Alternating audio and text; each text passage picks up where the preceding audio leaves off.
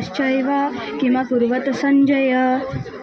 कर्मण्येवाधिकारस्ते मा फलेषु कदाचन मा कर्मफलहेतुर्भूर्मा ते सङ्गोऽस्त्वकर्मणि यदा यदा हि धर्मस्य ग्लानिर्भवति भारतः अभ्युत्थानमधर्मस्य तदात्मानं सृजाम्यहम् परित्राणाय साधूनां विनाशाय चतुष्कृतां धर्मसंस्थापनार्थाय सम्भवामि युगे युगे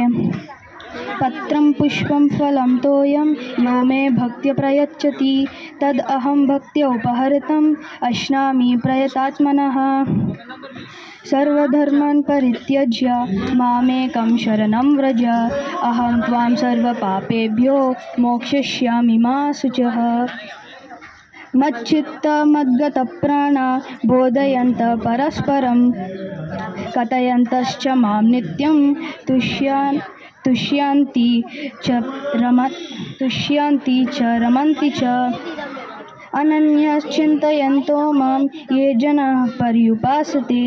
तेषां नित्याभियुक्तानां योगक्षेमं वहाम्यहम्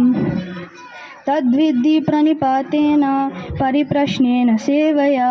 उपदेक्ष्यन्ति ते ज्ञानं ज्ञानिनस्तत्त्वदर्शिनः न त्वेवहं जतूनाशं न त्वां नेमे जनाधिपा न चैव न भविष्यामः सर्वे वयम् अतः परम् हरे कृष्ण।